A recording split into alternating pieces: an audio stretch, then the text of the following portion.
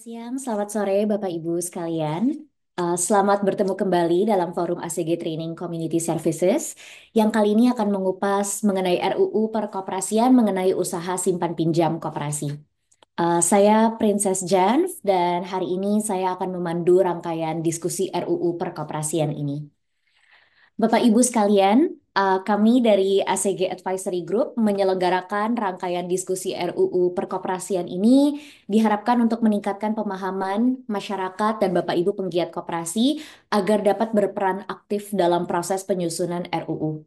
Diskusi ini kami harapkan untuk dilakukan secara mingguan, sifatnya tidak formal dan terbuka untuk semua unsur gerakan koperasi, dinas koperasi, akademisi, dan juga masyarakat luas. Jadi forum serap aspirasi yang formal akan dilakukan oleh Badan Legislatif DPR RI dan atau pemerintah melalui forum RDPU, FGD, dan sejenisnya melalui Panja RUU Perkoperasian dari DPR RI. Eh, Bapak Ibu, hari ini kami akan menghadirkan Bapak Agung Nur Fajar. Beliau ini adalah bagian dari tim perumus RUU Perkoperasian di tahun 2022 dan 2023 yang lalu dan hingga saat ini masih aktif untuk berdiskusi dengan Balek DPR RI mengenai RUU Perkoperasian ini. Jadi kami harapkan Pak Agung dapat memberikan gambaran yang utuh mengenai isi RUU Perkoperasian yang telah disusun oleh pemerintah ini. Dan hari ini fokus kita hanya akan membahas mengenai usaha simpan pinjam koperasi. Jadi kalau Bapak Ibu lihat di RUU Perkoperasian yang Bapak Ibu bisa download di JDIH Kemenkop, pasal 44 ini adalah salah satu pasal yang paling penting dalam RUU Perkoperasian ini. Karena pasal ini akan mengatur terkait usaha simpan pinjam. Jadi hari ini mungkin bagi Bapak Ibu yang pernah hadir di forum-forum sebelumnya mungkin familiar dengan formatnya bahwa kita akan ada presentasi di awal, kemudian baru akan ada uh, proses serap aspirasi. Jadi hari ini Pak Agung jika sudah ada di Zoom, mungkin kita akan ubah formatnya sedikit. Uh, Oke, Pak Agung boleh, apakah sudah ada di Zoom? Oke, sudah ada ya. Iya, tes, tes. Oke, sip. Pak, mungkin hari ini formatnya kita ubah sedikit ya Pak ya. Jadi kita akan Baik. mulai dengan serap aspirasi. Jadi Bapak Ibu penggiat koperasi, jika ada yang memiliki saran atau opini mengenai pasal 44 dari RUU Perkoperasian, kita bisa mulai dari situ. Jadi kita bisa mendengar eh, tanggapan Bapak Ibu sekalian terlebih dahulu atau pertanyaan. Baru nanti Pak Agung mungkin akan bisa memberikan penjelasan atau memberikan tambahan insight mengenai hal tersebut. Jadi di sini peran kami adalah mendengarkan keluhan, saran dari Bapak Ibu. Kemudian kami akan menyampaikan usulan ini ke Kemenkop dalam bentuk daftar inventarisasi masalah atau nanti juga dapat kami sampaikan ke Badan Legislatif DPR RI. Jadi kami akan melok apapun yang Bapak Ibu akan sampaikan sebagai usulan atau sebagai saran. Jadi mungkin akan saya buka ke floor terlebih dahulu.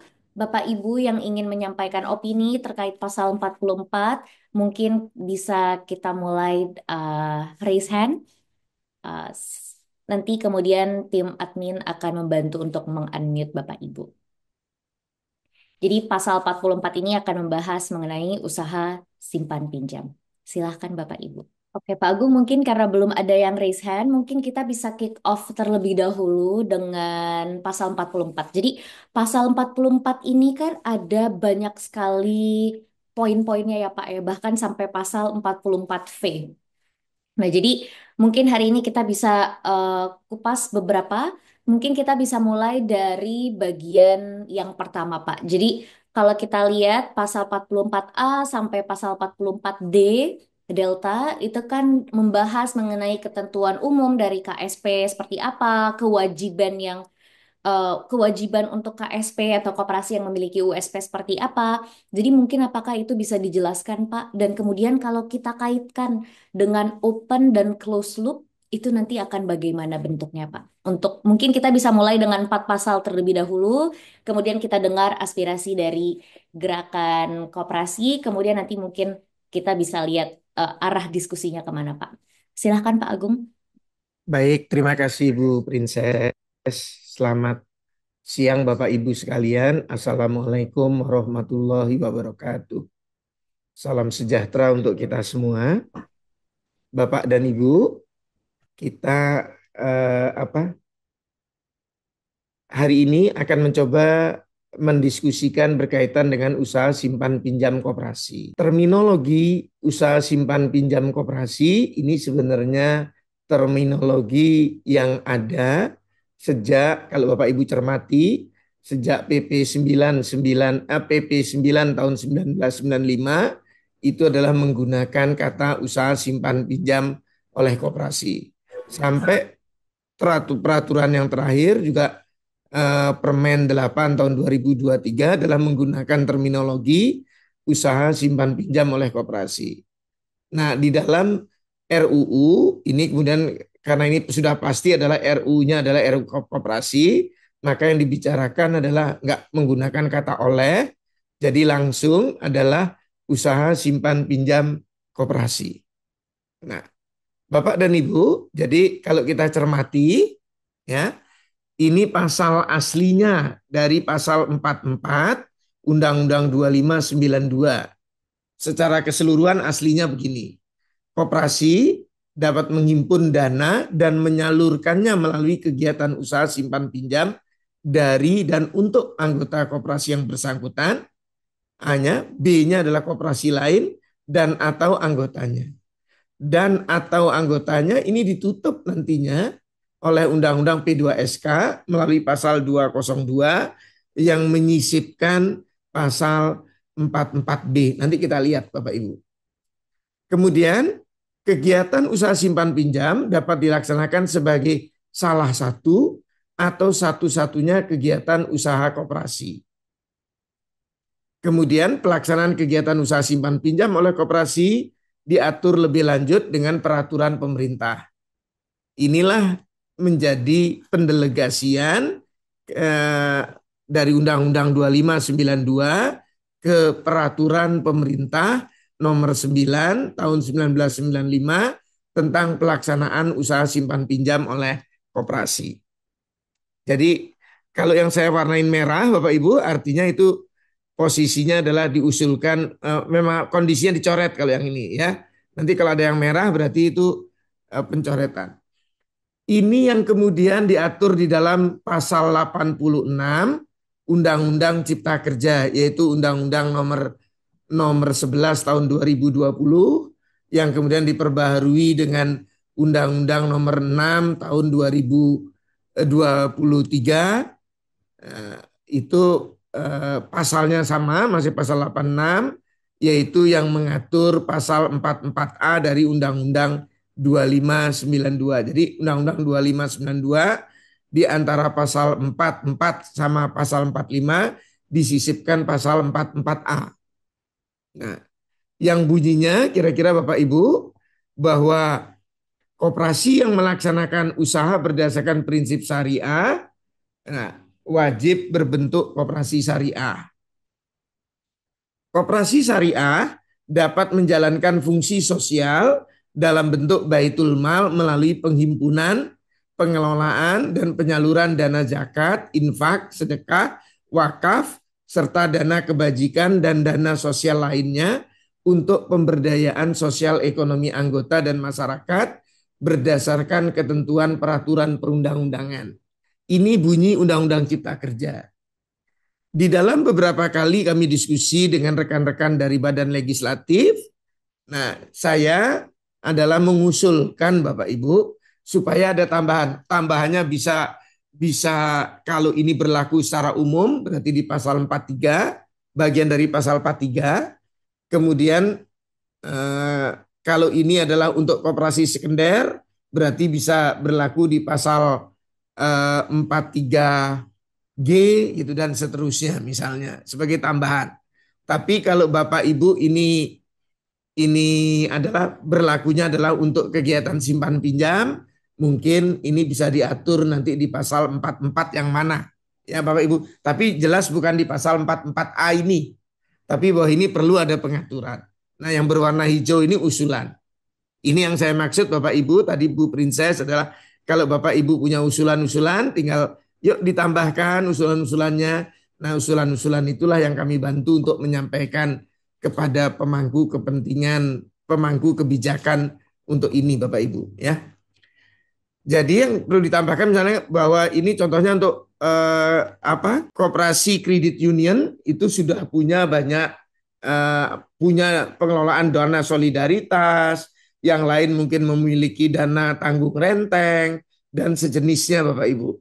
Nah, ini prinsipnya ini bisa kita kembangkan bahwa koperasi secara umum dapat menjalankan fungsi sosial dalam bentuk pengelolaan dana kebajikan untuk melindungi kepentingan anggota dan atau meningkatkan kesejahteraan masyarakat di sekitar koperasi. Jadi artinya ini boleh disalurkan tidak hanya pada anggota.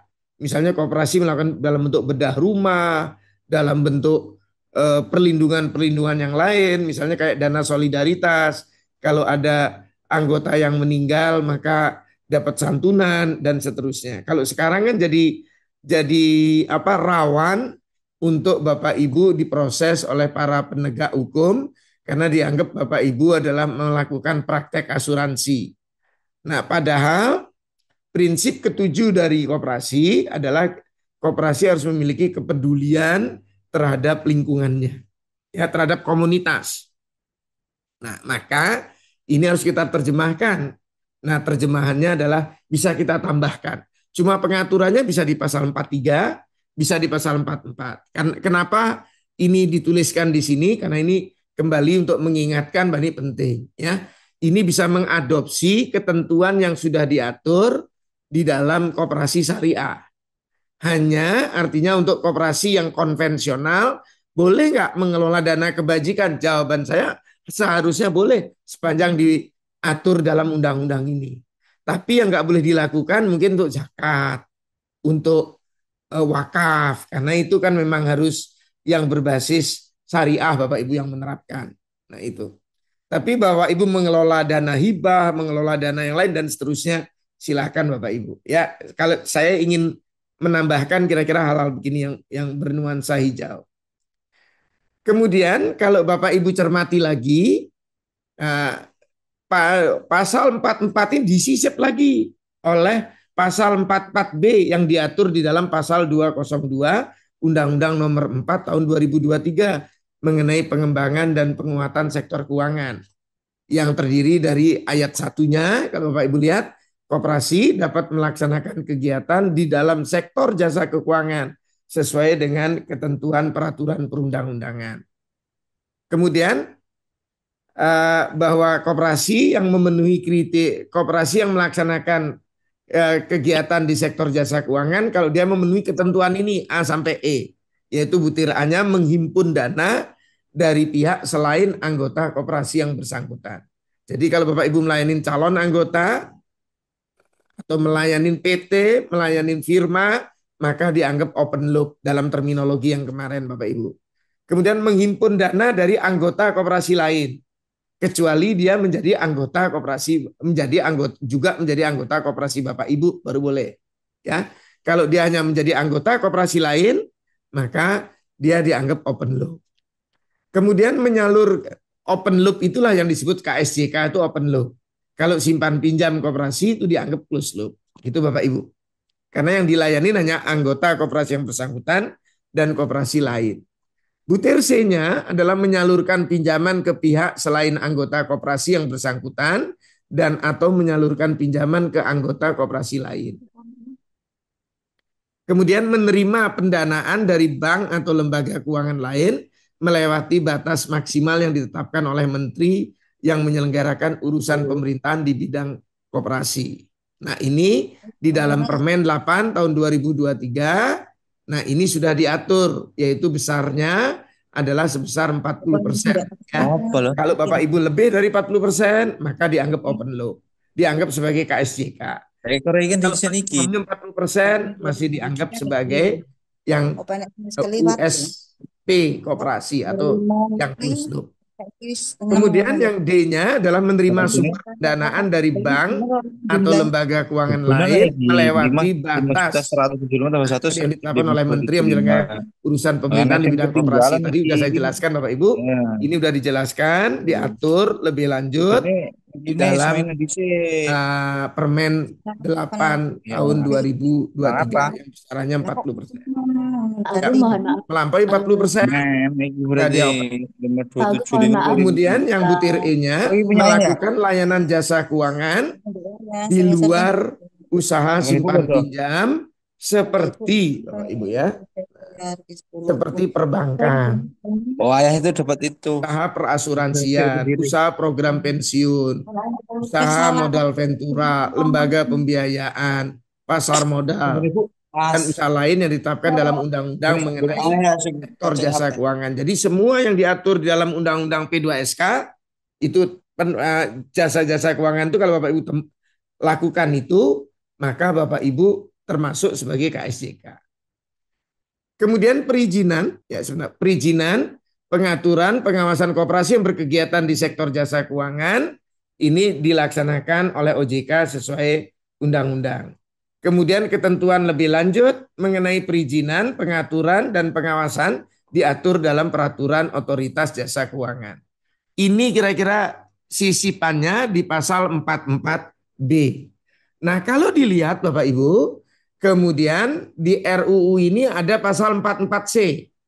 Tapi pasal 44C ini disarankan kemarin pembahasan dengan rekan-rekan dari dengan para TA Badan Legislatif, dengan Kementerian Koperasi dan dengan Gerakan Koperasi, ini tampaknya akan menyepakati butir ini dihapus saja karena ini sebenarnya cuma memperjelas bahwa pelayanan kepada koperasi lain itu diizinkan.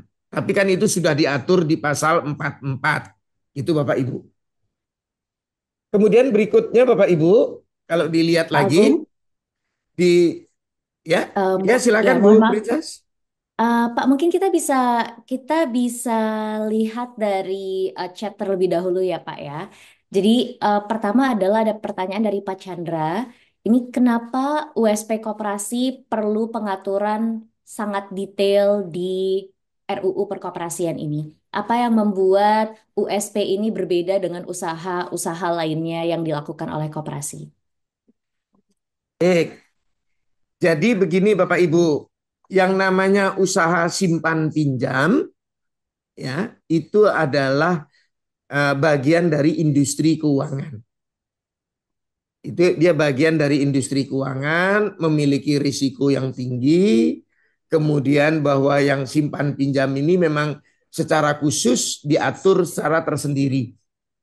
Termasuk di dalam Bapak Ibu, kalau Bapak Ibu lihat usaha itu diatur di pasal 43 secara umum untuk koperasi, tapi untuk simpan pinjam diatur di pasal 44. Nah, pasal 44 inilah yang kemudian diatur lebih lanjut. Karena kalau nggak diatur lebih lanjut, dengan adanya pasal 44B, nah dengan adanya pasal 44B yang disisipkan oleh pasal 202 Undang-Undang P2SK, ini mengakibatkan simpan pinjam menjadi rawan. Karena nanti orang akan dengan mudah menyatakan ini close loop, open loop, dan seterusnya. Karena kriterianya, kalau Bapak Ibu cermati, kriteria di sini menggunakan kata dan atau. Ini tanda hubungnya harusnya. Itu tanda hubungnya tidak ada, itu harusnya tanda hubungnya dan atau. Nah, E-nya melakukan layanan jasa keuangan di luar usaha simpan pinjam seperti perbankan. Bagaimana APH dapat membedakan mana yang layanan simpan pinjam, mana yang layanan perbankan. Karena kegiatannya sama, menghimpun dana dalam bentuk tabungan dan simpanan berjangka, dan selanjutnya disalurkan dalam bentuk pinjaman. Apa bedanya perbankan dengan koperasi? Sama. Apa bedanya simpan pinjam dengan koperasi LKM? Sama Bapak Ibu. Kemudian kalau Bapak Ibu kemudian ada koperasi yang banyak ini dipraktekkan oleh misalnya KPRI, dia tidak menerima tabungan, cuma dia menerima simpanan pokok dan simpanan wajib. ya, itu ada apa? eh, ini simpanan wajib misalnya. Ini kan sama saja, berarti dia kan memberikan pinjaman berasal dari modalnya, yaitu dari simpanan pokok dan wajib. Nah, ini apa bedanya dengan lembaga pembiayaan yang diatur di dalam itu? Butir E usaha lembaga pembiayaan. Nah, jadi kalau Bapak Ibu tidak diatur ini secara rigid, tidak diatur secara detail, nah ini jadi problem. Nah, kalau bentuk pengaturannya kemudian menggunakan seperti style yang lama, nanti menggunakan style yang lama Bapak Ibu, jadi cukup diatur dalam pasal 44, kemudian didelegasikan dalam peraturan pemerintah, berarti nanti pengaturan detailnya adanya di peraturan pemerintah. Kalau ini diatur dalam peraturan pemerintah, nanti ada lagi pihak aparat penegak hukum akan bilang, lah ini yang satunya adalah melanggar Undang-Undang P2SK meskipun sudah dilindungi dalam PP. Kalau dilindungi dalam peraturan pemerintah, akan dibilang PP itu di bawahnya undang-undang. Berarti bisa dikesampingkan oleh APH. Jadi Bapak Ibu nanti akan rawan ini jadi problem-problem adalah bahwa Bapak Ibu adalah melakukan banyak eh, layanan di jasa keuangan. Karena bagaimanapun koperasi simpan pinjam ini adalah kegiatannya adalah mirip sekali. Memang ini bagian dari jasa keuangan. Apalagi teman-teman yang syariah. Syariah itu kalau di OJK akadnya itu mungkin terbagi ke dalam sekian banyak jasa keuangan. Nah, di syariah ini bisa diborong dalam satu KSPPS. Nah, ini makanya perlu kita atur Bapak Ibu. Sehingga ini perlu diatur di dalam sebuah pengaturan mengenai undang-undang usaha simpan pinjam ini harus diatur secara apa memadai di dalam undang-undang perkoperasian. Karena ini bagian dari memberikan perlindungan kepada pelaku di usaha simpan pinjam. Itu Bapak Ibu. Mungkin itu jawaban saya Bu Princess. Kalau ada yang lain silakan. Oke, jelas, jelas Pak. Kalau misalnya kita kembali ke satu slide sebelumnya Pak, di pasal, sorry, satu lagi di pasal 44-nya, itu kan disebutkan bahwa di sini koperasi bisa menghimpun dana dan menyalurkannya ke anggota koperasi yang bersangkutan dan koperasi lain. Di sini koperasi lain, apakah ini koperasi secara umum, jadi bisa sektorial, bisa KSP, atau ini ada pengaturan lebih detailnya Pak? Yang koperasi secara umum boleh dia melayani koperasi sektorial dan lain sebagainya, sehingga kedepannya usaha simpan pinjam koperasi ini menjadi kayak bangkirnya dari koperasi-koperasi yang lain. Dialah yang mencoba melayani layanan keuangan koperasi yang sifatnya pokoknya untuk layanan koperasi itu adalah di sana. Nah, disitulah celahnya sebenarnya close loopnya simpan pinjam itu punya pasti tidak akan close loop murni karena dia bisa memberikan pinjaman kepada dia ada transaksi dengan koperasi yang lain. Koperasi yang lain itu mungkin aja dia adalah KSJK. Boleh nggak koperasi bekerja sama dengan koperasi BPR? Jawabnya boleh. Boleh nggak dengan koperasi LKM? Boleh. Kalau ini boleh kan berarti padahal koperasi BPR, koperasi LKM adalah open loop. Tapi tidak membuat dengan dia bekerja sama kemudian menjadi dia open loop. Tidak. Karena yang dilayanin koperasi lain. Ini yang kira-kira dilindungi di sini. Kira-kira seperti itu. Tapi penjelasan ini karena perlu dijelaskan lebih detail. Nah, sehingga penjelasan ini supaya lebih detail lagi kalau Bapak Ibu lihat ini muncul ini kan jadi agak over saking berhati-hatinya para penyusun ini nambahkan lagi bahwa penghimpunan dana dari koperasi lain oleh koperasi yang menjalankan usaha simpan pinjam dikecualikan dari ketentuan pasal 44B. Pinjaman juga gitu. Artinya supaya nggak kena ketentuan yang ada di pasal 44B ini. Kira-kira seperti itu Bu Princess. Mungkin ada yang lain silakan. Oke. Pak, kalau kita tadi lihat di pasal di satu slide sebelum ini kan tadi lumayan menarik terkait dana kebajikan. Berarti kan Ya, saat ini pengelolaan dana kebajikan kan belum diatur berarti di RUU ini, Pak. Ya, belum Lalu diatur. betul, berarti ini kan nanti akan seperti yang tadi Bapak bilang, ini akan riskan nanti bisa dianggap oleh APH sebagai em, praktek asuransi.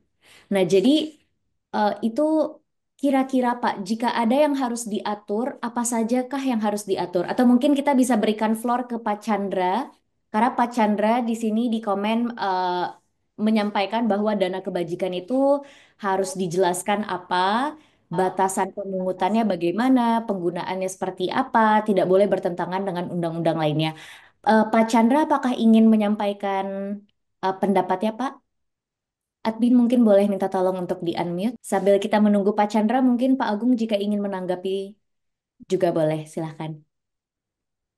Baik, jadi artinya bahwa yang penting bahwa di dalam RUU Perkoperasian ini harus ada pengaturan bahwa koperasi dapat menjalankan fungsi sosial. Entah itu dalam pengelolaan, kalau di dalam SAKIP terminologinya kan menggunakan dana pengelolaan dana kebajikan, ya. Nah, prinsipnya ini adalah dana sosial. Atau kalau menggunakan prinsip koperasi, ini adalah bentuk kepedulian terhadap komunitas. Nah, komunitas salah satu bagian dari komunitas adalah anggota. Nah, tapi ini kan harus ada yang mengusulkan. Jadi saya bilang gerakan koperasi lah. Kemarin ini paling enggak pada saat kita melakukan FGD kemarin Bapak Ibu, kami saya mengusulkan ini supaya ini sebagai bagian dari yang diatur di dalam draft RUU-nya oleh Badan Legislatif supaya ini ditambahkan. Nah, tinggal Bapak Ibu ini kan makin banyak yang usul, maka nuansanya menjadi penting. Gitu loh Bapak Ibu ya, menjadi penting. Silahkanlah usul nanti kalau ada anggota DPR yang dikenalin, sampaikan itu juga boleh. Kalau enggak bisa bersurat, bisa juga apa, pokoknya makin banyak yang menyampaikan makin bagus. Dan kalau Bapak Ibu menyampaikan itu menjadi terdokumentasi bahwa dalam pembahasan RUU ini oh Pak Chandra pernah menyampaikan usulan apa ya, pernah menyampaikan apa. Nah, ini tercatat. Nah, ini kan ini yang ingin kita ajak Bapak dan Ibu semua gerakan koperasi ini yuk melakukan. Karena kalau ini tidak di stimulan seperti ini, yang kami takutkan adalah ini cuma lewat-lewat saja. Nanti cuma yang ada di dalam draft RU-nya pemerintah, kemudian mungkin plus minus, itulah yang dijadikan hak inisiatifnya DPR. Nah, kalau seperti itu kan jadi eh, masih mengunci. Kenapa Bapak Ibu saya bilang ini perlu disesuaikan RUU yang dari draftnya pemerintah? Karena draftnya waktu penyusunan bagaimanapun tetap bias terhadap persoalan 8 koperasi bermasalah. Sehingga pengaturannya relatif ketat. Nah, sekarang kan ini sudah menjadi lebih baik, situasinya lebih kondusif, pemerintahnya juga ingin mendorong koperasi untuk tumbuh kembang secara cepat. Nah, itu loh. Nah, ini saatnya sekarang ini adalah yuk kita relaksasi aturan-aturannya supaya koperasi itu juga bisa tumbuh kembang secara lebih luas. Kira-kira seperti itu. Silakan Pak Chandra. Baik, terima kasih Pak Agung dan Bu Princess. Jadi titik tolak saya seperti Pak Agung bahwa simpan pinjam itu pada dasarnya banking dan itu Ya, high risk karena manage ya, risk. Nah, ini makanya sebetulnya kalau perkoperasian itu cukup ngatur ya tentang koperasinya, jangan usahanya. Nah, ini loh yang sebetulnya kita ini ruwet terus karena usaha simpan pinjam ini mau diatur di UU perkoperasian sehingga koperasi itu mindsetnya adalah simpan pinjam. Nah, ini yang akan jadi ruwet gitu loh. Jadi ini yang ya tapi kita usul ini juga akan sulit, Pak, karena politiknya nggak karena memang nggak memihak gitu loh. Ya, jadi ini kalau posisi saya tetap harusnya itu dipisahkan pengaturannya ya biarkan itu di UU P2SK atau UU terpisah kalau memang mau karena kalau nggak akan ruwet ya. Ini ngomongnya tadi dana dana apa tadi kebajikan. Ya, tapi prakteknya sama dengan asuransi dana kematian kok. Nah, cuman ganti namanya aja semua ini simpan pinjam. Ya semua diakal-akalin cuman ganti terminologi intinya tidak diawasi atas nama kemandirian koperasi yang sudah dikritik oleh Prof Dewi gitu loh. tafsir atas kemandirian koperasinya itu bukan semau gue. Ini kalau sudah menyangkut untuk anggota, anggota itu kan juga orang luar gitu loh. Bukan berarti lalu kalangan sendiri. Nah, ini yang kacau tuh di situ, Pak. Jadi kalau saran saya tetap ya, tapi saya nggak tahu ya, tetap undang-undang perkoperasian itu hanya mengatur tentang koperasinya. Itu akan menjadi lebih sehat. Sehingga untuk usaha ya diatur. Kalau memang mau fair ya seluruh usaha diatur aja. Seperti di Jepang yang boleh dilakukan koperasi usaha ini dan hanya untuk petani selesai. Nah itu pemihaan kalau itu. Bahkan yang boleh nerima agunan sawah itu hanya koperasi pertanian Seno. Nah ini memang kalau gitu ini ada pemihaan dan kalau itu saya setuju. Jadi benar-benar diatur untuk pemihaan tertentu, bukan lalu usaha simpan pinjam yang lepas dari konteks sehingga itu nanti selalu jadi masalah. Kalau memang kita setuju bahwa simpan pinjam itu banking, yang biarlah itu diurus oleh OJK. Nah kita ini kan, oh ini usaha simpan pinjam ini bukan banking, nah, selalu begitu gitu loh. Ya, ini mau ngomong seluruh dunia sebetulnya mau ngomong Desjardins, mau ngomong Rabu Foundation, Rabu Bank enggak, dia itu under banking atau financial law gitu loh. Saya kira itu catatan saya ya. Semoga para ya saya nggak tahu seberapa ahli tenaga ahli di balik ya. Semoga mereka paham juga. Tapi ya ini kan kepentingan politik. Ya termasuk Kopdes merah putih nanti, ah, itu kan pasti akan dimasukkan juga. Saya kira itu catatan saya. Terima kasih. Terima kasih Pak Chandra. Pak Agung mau ditanggapi kah? Silakan Pak. Baik, Bapak Ibu. Jadi begini, kita sudah sejak tahun 2000-an waktu kita melakukan pembaruan, ingin melakukan pembaruan RUU, lalu kita ingin memisah, Pak. Akan selalu ingin dibentuk dua RUU. Satu adalah RUU perkoperasian, yang kedua adalah RUU untuk simpan pinjam. Itu dulu di tahun 2000-an itu sudah pernah itu, tapi akhirnya kembali lagi bahwa membuat RUU di Republik ini tidak murah, kembali lagi. Satu tidak murah, dua gitu dan seterusnya. Nah, sehingga ini kembali lagi digabungkan. Nah, penggabungan ini menimbulkan keruwetan. Keruwetan ini tambah ruwet lagi karena adanya Undang-Undang Cipta Kerja dan Undang-Undang P2SK yang notabene mereka Undang-Undang Omnibus Law yang di dalam Undang-Undang Pembentukan Peraturan Perundang-undangan diberikan kira-kira degree-nya, derajatnya setengah lebih tinggi lah. Kenapa lebih tinggi? Karena yang Omnibus Law itu hanya boleh diubah dengan Undang-Undang Omnibus Law yang bersangkutan. Berarti P2SK yang pasal yang apa? Yang ini misalnya syariah di sini. Ini kan nyempil Bapak Ibu. Coba deh. Pasal 44 ini bicaranya untuk simpan pinjam. Tiba-tiba di sini syariah. Kalau syariahnya adalah syariah yang berkaitan dengan koperasi pembiayaan, koperasi simpan pinjam dan pembiayaan syariah masih masuk. Tapi kan ini syariah secara keseluruhan, termasuk sektorial. Padahal sektorialnya harusnya diatur di 43. Seharusnya nih kalau ini menyisip di pasal 43 menjadi lebih cantik sebenarnya. Nah, kemudian kita lihat lagi Undang-Undang P2SK nyisip lagi pasal 44B. Terus bunyinya adalah koperasi di sektor jasa keuangan. Ini kalau nantinya nggak pinter-pinter yang mengkomunikasikan, ini jadi problem lagi. Ini kok yang bikin undang-undang kok ini pating celemongnya gitu loh, Pak. Habis ngomongin usaha simpan pinjam, ngomongin syariah. Habis ngomongin syariah, ngomongin lagi koperasi di sektor jasa keuangan. Baru kemudian balik ke simpan pinjam dan secara keseluruhan. Tapi inilah kondisi yang terjadi, ya, bahwa ini pilihan yang terbaik pada saat sekarang. Pilihan yang terbaik yang ada. Kecuali kalau kemudian adalah yuk kita bikin yuk undang-undang simpan pinjam tersendiri. Nah, mungkin nanti ke depannya sambil cari waktu yang cukup, nanti adalah itu bisa dipropos, Pak. Jadi nanti mungkin apa yang diatur di dalam undang-undang perkoperasian ini, pasal 44 sampai 44V itu, nanti kalau nanti ada RUU perkoperasian, RUU usaha simpan pinjam koperasi. Nah, maka itulah yang kemudian dicabut semuanya, dinyatakan tidak berlaku, diganti dengan itu. Nah, barulah lahir sebuah era adalah koperasi itu jadi kayak di Korea, kayak di Jepang. Jadi koperasi-koperasi sektoral itu punya undang-undang tersendiri, undang-undangnya jadi nggak perlu tebel-tebel juga.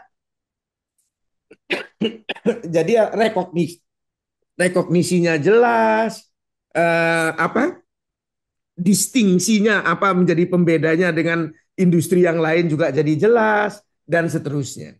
Nah, yang sekarang ini adalah yuk kita lakukan, ini adalah semangatnya memberikan perlindungan kepada anggota, perlindungan kepada koperasi sebagai badan hukum, dan sekaligus ini adalah memberikan perlindungan kepada masyarakat ke depannya, ya, supaya tidak ada lagi koperasi gagal bayar dan lain sebagainya. Nah, disinilah simpan pinjam dicoba dikemas. Kira-kira seperti itu, Pak Chandra. Jadi memang situasinya itulah yang terjadi. Kalau dibilang nih pating gitu, nanti ini eh, siapapun nanti yang di kemudian hari orang yang tidak paham ini situasinya akan dibilang adalah eh, ya yang nyusun ini kayak orang nggak ngerti eh, legal drafting.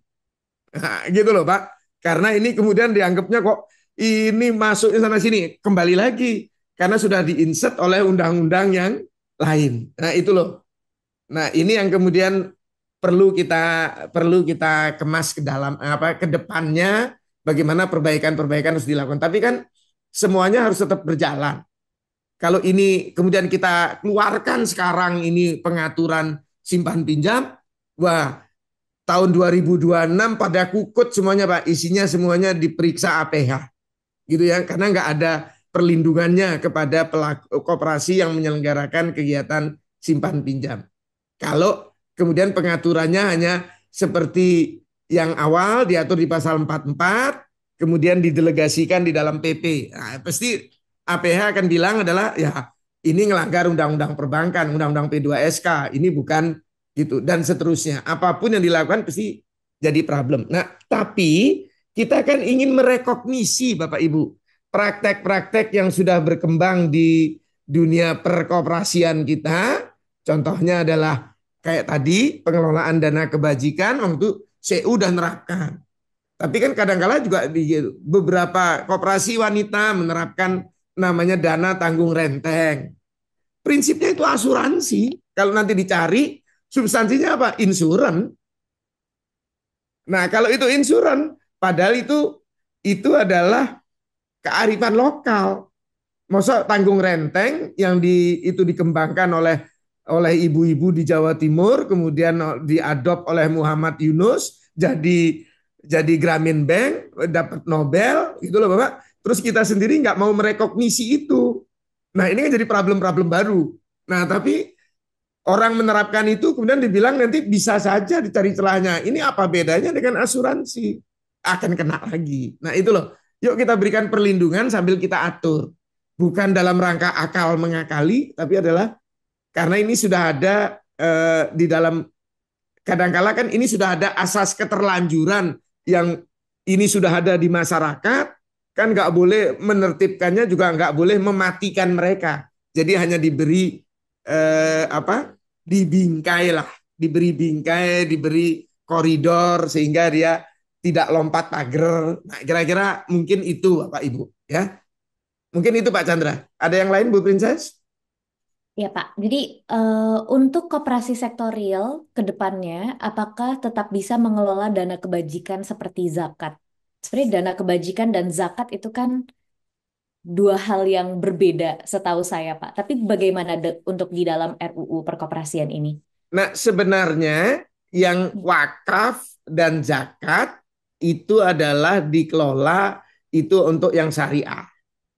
Tapi yang infak, sedekah dan lain sebagainya itu kan sama saja sebenarnya dengan dana kebajikan, ya dana-dana sosial lah, ya dana-dana apa dana-dana sosial yang di dalam rangka adalah bagaimanakah koperasi untuk memberikan banyak perlindungan kepada anggotanya terhadap hal-hal kahar, gitu ya. Seringkali hal seperti itu dilakukan. Nah, ini yang kemudian harus kita jembatani. Tapi kalau untuk zakat dan wakaf, karena itu sudah ada undang-undangnya tersendiri, itu harus dilakukan oleh apa? Oleh yang syariah diizinkan. Karena apa? Yang mengizinkan bukan yang mengizinkan Undang-Undang Cipta Kerja, tapi sebenarnya juga kembali lagi. Nah, ini kan harus dalam bentuk lasna apa lembaga amil zakat dan seterusnya. Itu harusnya di sanalah dikelolanya. Seperti apa? Nah, ini yang kemudian mereka harus berizin kalau yang gitu. Tapi kalau yang mengelola dana-dana kebajikan ini sebenarnya tidak harus, nanti tinggal bagaimanakah dana fungsi-fungsi sosial ini bisa dilekatkan di dalam apa kegiatannya koperasi. Itu aja Bapak Ibu. Oke, mungkin kita bisa lanjut ke, oh oke, Pak Imran apakah ingin menyampaikan saran? Karena di sini Pak Imran menyatakan di chat RUU tidak mengacu kepada jenis-jenis koperasi sehingga rancu jadinya. Jadi Pak, kalau kita ngelihat kerangka rencana undang-undang perkoperasian, itu aja SAHU ini salah satunya ya. Eh, Apa yang Pak Chandra katakan tadi itu pembagiannya tidak jelas. Karena kan selama ini kita mengetahui bahwa jenis-jenis koperasi itu kan ada kurang lebih 6 ya. 5 Pak. Ada 5 Pak. Jadi kalau kita mengarah ke sana itu udah jelas gitu. Tidak sebagaimana yang Bapak khawatirkan itu tidak akan terjadi. Itu salah satu di antaranya. Kemudian kedua, kalau koperasi ini juga saya lihat di sini kerangka rencana undang-undang ini mengacu pertama SAO dibagikan kepada anggota sesuai partisipasinya, ini udah benar. Terus di dalamnya juga ini mengatakan bahwa menentukan alokasi dan peruntukan SAO salah satunya untuk menutup kerugian. Nah, ini kalimat ini yang mungkin perlu dikoreksi karena kalau di dalam SAO itu sendiri kan udah ada pembagiannya. Ada dana cadangan, ada untuk anggota dan pengawas, untuk dana pembangunan, untuk dana sosial dan lain sebagainya. Nah, kalau ditelusuri lebih lanjut, ini juga udah saya bilang kategorinya udah rancu ini. Ini bagaimana nih Pak Chandra?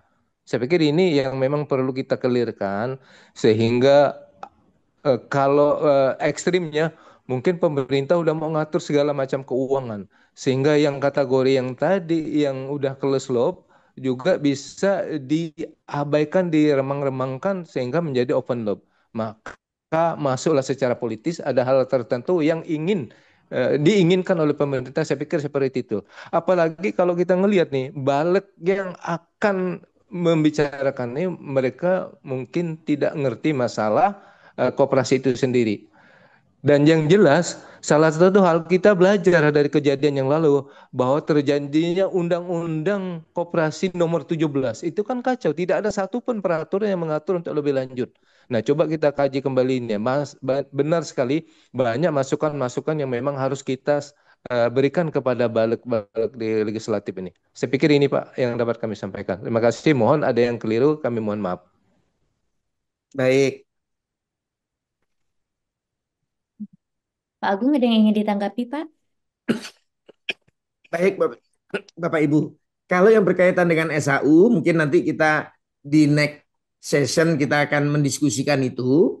Tapi artinya begini Bapak Ibu, bahwa SHU memang perlu diatur gitu ya.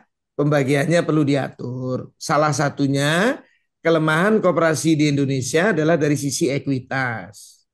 Karena punya kecenderungan berapapun SHU yang diterima, yang diperoleh dibagikan habis.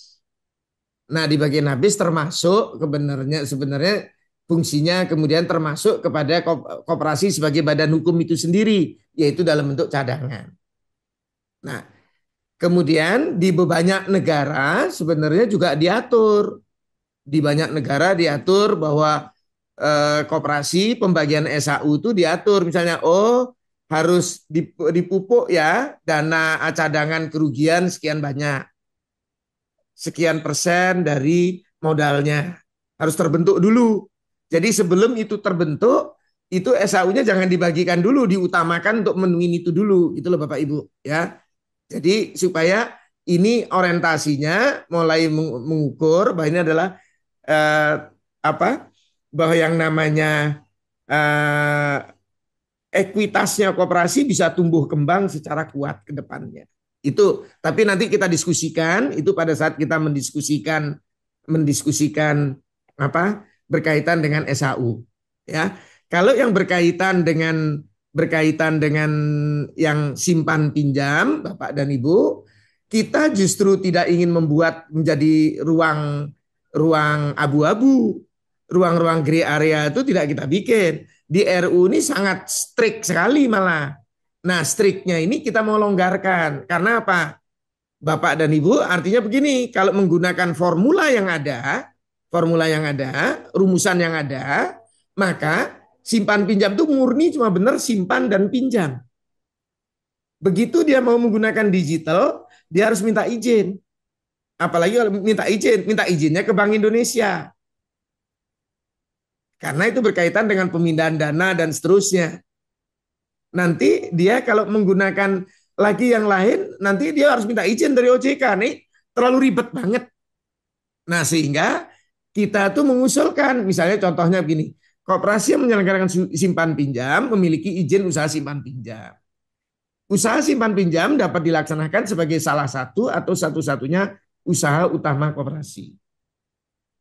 Koperasi yang melaksanakan usaha simpan pinjam dapat menghimpun dana dan menyalurkannya dari dan untuk anggota koperasi yang bersangkutan dan koperasi lain. Nah, kemudian secara manual atau ini kalau mau disambung Bapak Ibu, jadi ini pokoknya dia menghimpun dana dan menyalurkan dana dari untuk anggota koperasi bersangkutan dan koperasi lain secara manual atau menggunakan teknologi digital. Jadi dia pakai pakai mobile, pakai apa boleh. Nah, kemudian layanan pemindahan dana antara anggota dan antar koperasi. Sepanjang adalah koridornya terjaga cuma antar anggota dan antar koperasi, dia masih close loop gitu loh. Tapi kalau dia melayani kepada yang lain itu yang nggak boleh. Layanan pengembangan usaha anggota serta layanan pendukung usaha simpan pinjam seperti misalnya memfasilitasi pinjaman anggota dari bank, dia melakukan channeling. Itu tidak menjadikan dia open loop. Itu bagian dari usaha simpan pinjam yang bersifat tertutup. Dan layanan penunjang lainnya. Itu yang perlu nanti dijelaskan di dalam penjelasannya dan seterusnya. Tapi kira-kira yang hijau inilah yang menurut kami adalah ini perlu dirumuskan, perlu ditambahkan. Karena kalau yang aslinya rumusannya yang ada adalah rumusan yang hitam ini. Ya Bapak Ibu, rumusannya adalah rumusan yang hitam ini. Nah, kira-kira seperti itu Bapak dan Ibu. Nah, kemudian di pasal 44 ini usaha simpan pinjam dapat diselenggarakan dengan prinsip syariah. Kemudian usaha simpan pinjam dapat diselenggarakan dengan metode tanggung renteng. Nah, ini cuma untuk menjembatani lagi karena jangan sampai orang menggalang dana tanggung renteng kemudian dibilang adalah koperasinya menyelenggarakan praktek asuransi, penjaminan atau apa dan seterusnya. Ini harus kita hindarkan hal-hal seperti itu Bapak Ibu. Jadi perlu diatur apa yang ada yang ini merupakan praktek yang menjadi kearifan lokal selama ini, kearifan di apa yang sudah diterapkan oleh para koperasi kita, ya kita rekognisi mudahnya itu Bu Princess ya. Pak, sebenarnya kan untuk yang hijau ini sebagian sudah diatur di pasal 44I ayat 1 termasuk Benar. yang koperasi boleh memberikan pelayanan kepada anggota dalam bentuk digital termasuk sistem pembayaran antar anggota dan antar koperasi. Tetapi untuk yang memfasilitasi pinjaman anggota dari bank itu kan belum dijelaskan secara eksplisit. Jadi pertanyaan saya apakah nanti ini memang akan dijelaskan dua kali jadi satu sebagai penjelasan 44D atau apakah semuanya akan dipuling di pasal 44I? Itu pertama. Kemudian kedua, kan sebelum ini ada wacana bahwa kita akan merubah ada usulan lah akan mengubah KBLI. Di mana di dalam KBLI itu nanti akan juga disisipkan bahwa termasuk di dalam izin usaha simpan pinjam itu boleh melakukan layanan digital, pemindahan dana dan lain sebagainya. Jadi kaitan perubahan RUU ini dengan KBLI bagaimana dan apakah artinya jika RUU ini goal, jadi kalau koperasi ingin melakukan layanan digital tidak perlu lagi untuk mendapatkan izin BI. Jadi itu mungkin 3 pertanyaan, Pak. Baik. Jadi begini Bu, namanya kita mau mengusulkan, ini kan tadi kita cuma untuk memancing, gitu ya, memancing peserta, bagaimanakah caranya menambahkan pasal-pasal tambahan. Nah, di mana dia ingat, di mana dia lihat, di mana dia apa, boleh dia ceplok-ceplokkan aja dulu, nggak apa-apa. Nanti kan tugasnya para tenaga, kalau ini melalui Balek, berarti adalah tugasnya para tenaga ahlinya Badan Legislatif maupun rekan-rekan bapak-bapak dan ibu yang di Badan Legislatif, dialah yang harus menyelaraskan. Ya, bagusnya ini diatur di tempat yang mana. Karena ini pokoknya baru terbaca di mana diambil, orang dibaca di mana ambil boleh. Ini cuma untuk memancing teman-teman diskusi. Ini bisa bisa apa? Jangan dulu terikat dengan ini naruhnya paling tepat di mana ya. Itu pokoknya apa ide substansi yang ingin dimasukkan. Ini ada masuk dulu. Ini untuk contoh gitu ya. Contoh saja ini bisa dimasukkan ya di sini, bisa dimasukkan di sini. Makanya kita bikin bisa dimasukkan di sini, bisa juga dimasukkan di I. Nanti tinggal dilihat manakah yang lebih baik. Gitu ya. Manakah ini supaya menghindarkan redundant dan seterusnya, namanya pengaturan juga harus menghindari redundant. Tapi itu kan tugasnya tim tim perumus, tugasnya tim tim penyelaras gitu ya dan seterusnya. Nah, yang artinya gerakan koperasi pokoknya kepentingan-kepentingan saya apa ya gitu loh ya. Nah, ini yang perlu perlu dicoba diatur. Nah, kemudian kalau tadi tadi pengaturannya dengan pengaturan ini kan berarti menggunakan digital dan seterusnya. Nah, tinggal adalah bentuknya kayak apa. Nanti KBLI-nya akan ditunjuk seperti apa KBLI-nya. Bunyi KBLI-nya apa? Apakah bunyi KBLI-nya adalah ini cukup single KBLI, tapi isinya beraneka ragam di dalamnya? Nah, berarti izinnya satu, melekat kepada izin usaha simpan pinjam. Atau bahwa ini, oh ini sebagai KBLI yang terpisah.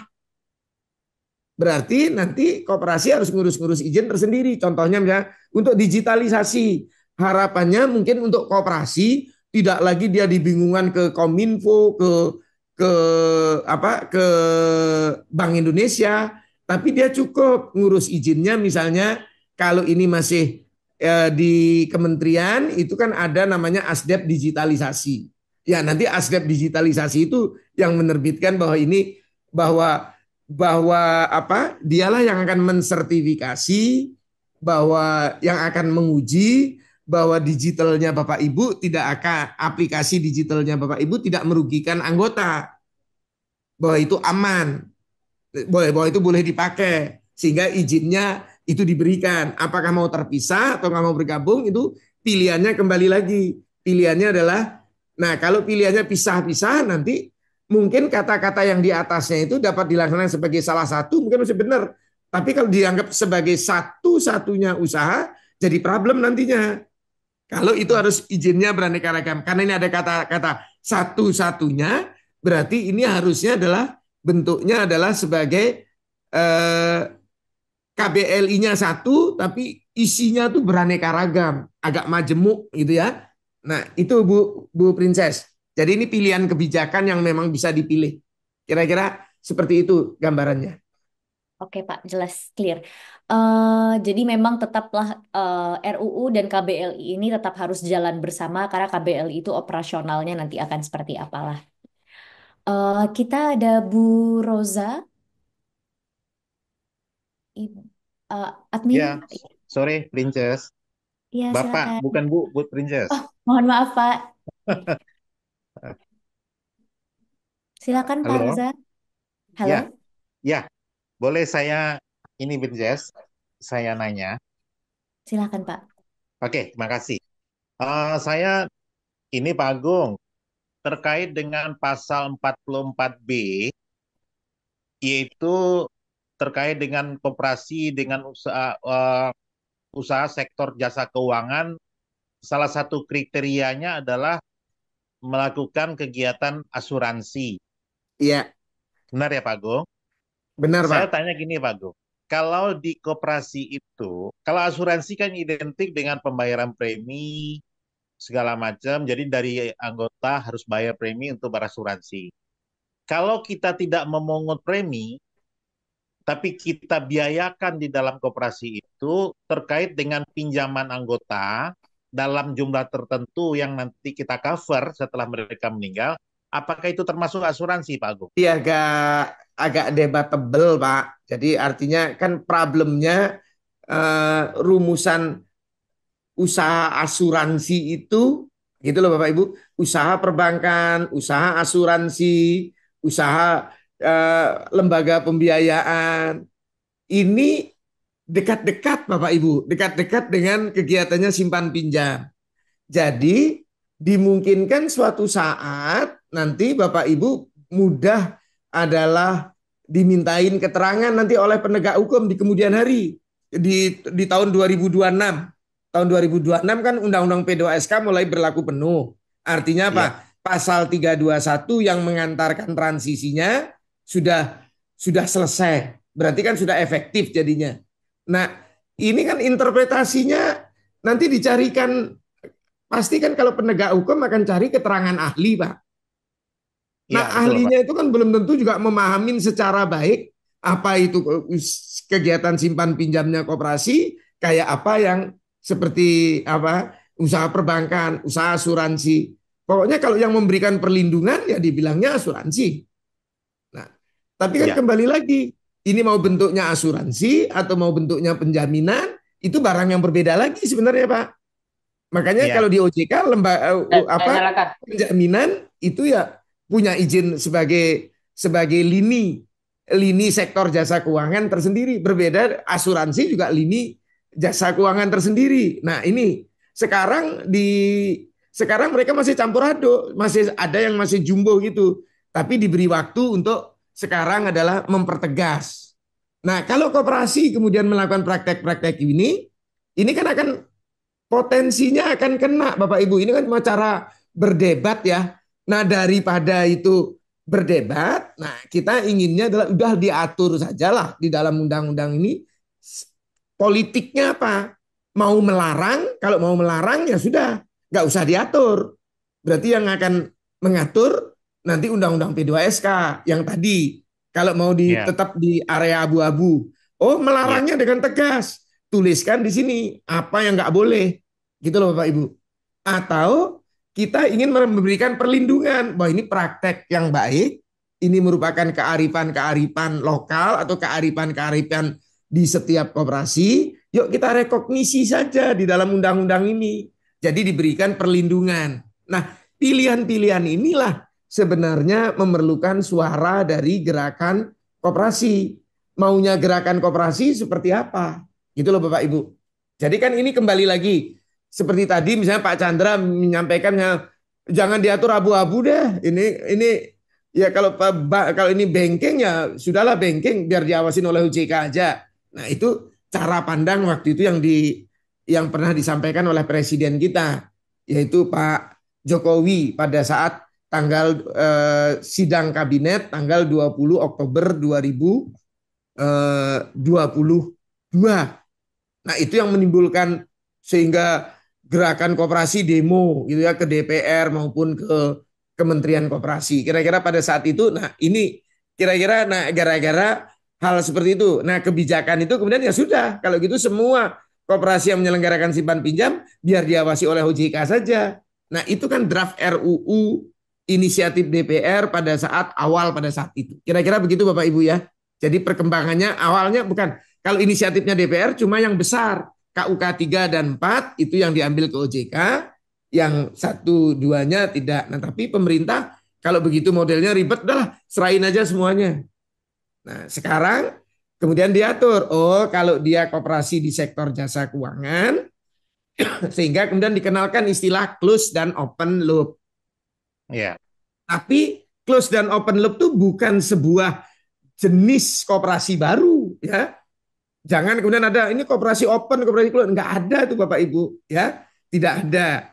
Nah jenis sekarang di undang-undang di RU ini kalau dulu jenis itu ada 5, jenis itu membatasi ruang geraknya koperasi. Kalau menggunakan jenis, contohnya adalah begini Bapak Ibu, begitu koperasi itu memilih namanya koperasi simpan pinjam atau KSPPS, maka kegiatannya itu cuma pilihannya dia cuma ada KBLI-nya 64141 sampai 64148. Pilih dia harus milih salah satunya. Kegiatannya hanya simpan pinjam ansih. Melakukan kegiatan-kegiatan yang lain sebenarnya memerlukan izin tersendiri. Dan itu jadi berbenturan karena bunyinya koperasi simpan pinjam adalah tunggal usaha. Berarti nggak boleh punya izin-izin yang lain juga. Nah ini kan jadi problem baru lagi. Nah ini yang kemudian perlu kita tata. Jadi artinya Bapak Ibu, memang jenis koperasi justru dihilangkan di dalam RUU perkoperasian ini. Kenapa? Ya. Karena itu membatasi ruang geraknya koperasi. Pokoknya sekarang kalau koperasi bebas merdeka lah kayak PT, mau bergerak di bidang apa aja, tuliskan itu sebagai bidang usahanya di anggaran dasarnya. Jadi silahkan pilih KBLI-nya yang cocok gitu aja Bapak Ibu. KBLI-nya yang pas, yang cocok, yang sesuai dengan yang mau dijalankan, sesuai dengan kompetensinya si koperasi, silahkan. Nah kira-kira seperti itu kenapa kita menghilangkan penjenisan koperasi. Nah tapi kalau dilihat sebenarnya koperasi ke depannya nanti bisa dibedakan kalau berdasarkan sektor. Ada sektor real, ada sektor keuangan. Nah sektor keuangan itu kalau dia sektor keuangan secara umum di bawah OJK. Tapi sektor keuangan yang dia adalah dari, untuk, dan oleh anggota namanya usaha simpan pinjam. Itu tetap di dalam koridornya pemerintah, bukan di bawah OJK. Nah ini yang perlu kita lihat. Sehingga bisa tumbuh kembang nantinya menjadi, apa ini tumbuh kembangnya tetap semuanya bisa tumbuh kembang secara sehat. Mungkin itu Bu Princess. Oke, berikutnya Pak Haji Kusuma, Pak Hak Kusuma, silakan Pak, sudah raise hand. Si Princess Pak Agung, suara saya cukup jelas ya Pak? Cukup jelas Jelas. Pak.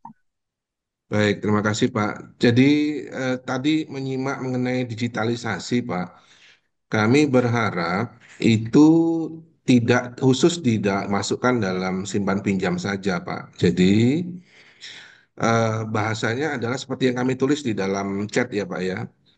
Silakan Itu Pak. untuk digitalisasi koperasi itu benar-benar disampaikan bahwa koperasi dapat menggunakan digitalisasi koperasi berikut semua fasilitas transaksi keuangan dengan bekerja sama pada perusahaan penyelenggara digitalisasi koperasi yang terdaftar di Kementerian Koperasi gitu Pak.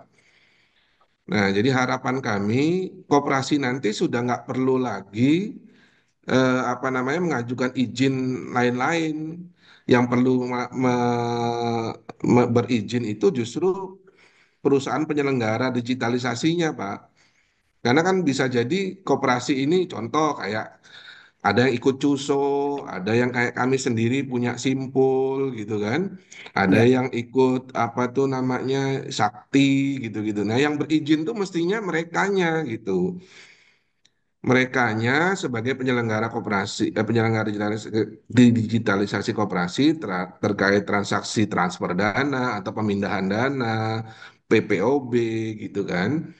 Itu mereka sudah ada izinnya. Nah, kalau koperasi menggunakan jasa mereka itu tinggal kolaborasi saja gitu loh Pak. Maksudnya nggak perlu izin baru lagi. Karena koperasi di sini sebagai pengguna jasa gitu loh Pak. Maksudnya pengguna jasa mereka yang menyelenggarakan digitalisasi koperasi. Nah, koridor berikutnya yang harus ditambahkan adalah penyelenggara ini harus mendapatkan atau terdaftar di Kementerian Koperasi.